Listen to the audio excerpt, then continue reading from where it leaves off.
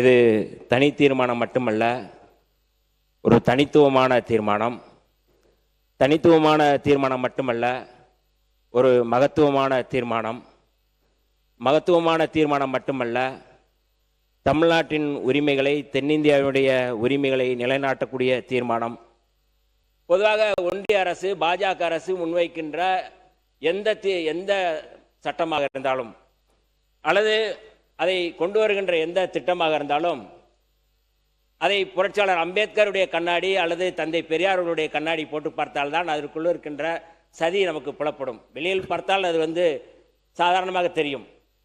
அதற்கு மேலே போய் புரட்சியாளர் அம்பேத்கர் சொன்னார், இவர்கள் பேசுவதெல்லாம் சன்னியாசி போல பேசுவார்கள், ஆனால் செயல்படுவதெல்லாம் கசாப் கடைக்காரர்கள் போல் செயல்படுவார்கள் என்று புரட்சியாளர் அம்பேத்கர் சனாதனவாதிகள் குறித்து பேசும்பொழுது சொல்கிறார்.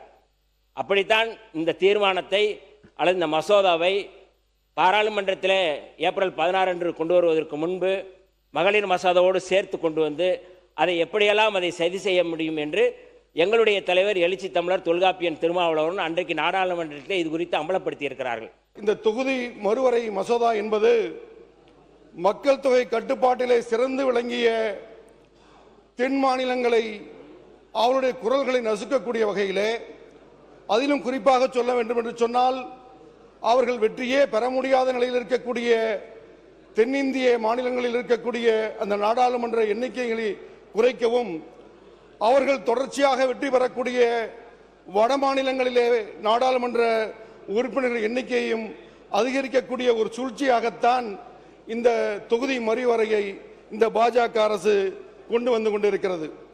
இது ஏதோ மக்களுடைய தொகை பெருக்கம், உறுப்பினர் எண்ணிக்கை அதிகம் என்று அவர்கள் சொல்வார்கள் என்று சொன்னால், உலகத்திலே இருக்கக்கூடிய பல்வேறு நாடுகளிலே பல்வேறு முன்னுதாரணங்கள் இருக்கிறது.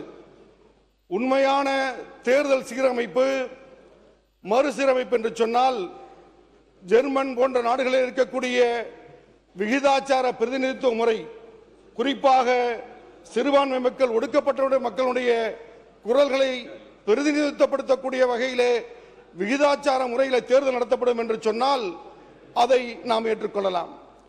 மக்கள் தொகை பெருக்கம் என்று சொன்னால் அமெரிக்கா போன்ற மேலை நாடுகளிலே 100 ஆண்டுகளுக்கு மேலாக அன்று எந்த எண்ணிக்கையிலே நாடாளுமன்ற உறுப்பினர் இருந்தாலும் இன்று 4 மடங்குக்கு அதிகமான மக்கள் தொகை இருந்தாலும் கூட அமெரிக்கா போன்ற மேலை நாடுகளிலே அந்த உறுப்பினர் எண்ணிக்கை இதுவரை அதிகரிக்கப்படவில்லை. நாடாளுமன்றம் என்பது, சட்டமன்றம் என்பது மக்களுக்கான திட்டங்களை செயல்படுத்தக்கூடிய, சட்டங்களை ஏற்றக்கூடிய ஒரு அவை. அதற்கு தற்போது இருக்கக்கூடிய இந்த 543 என்ற எண்ணிக்கையே போதுமானதாக இருக்கும். அதை தாண்டி அவர்கள் சூழ்ச்சி செய்வது போல அவர்கள் தொடர்ச்சியாக வெற்றி பெறுவதற்கும், மக்கள் தொகை கட்டுப்படுத்திய இது போன்ற தென் மாநிலங்களுக்கு தண்டனை தரக்கூடிய வகையிலே இவர்கள் தொடர்ச்சியாக இது போன்ற சட்டங்களை நிறைவேற்ற நினைப்பதை ஒரு முற்றுப்புள்ளி வைக்கக்கூடிய வகையிலே இந்த தீர்மானம் இங்கே நிறைவேற்றப்படுகிறது.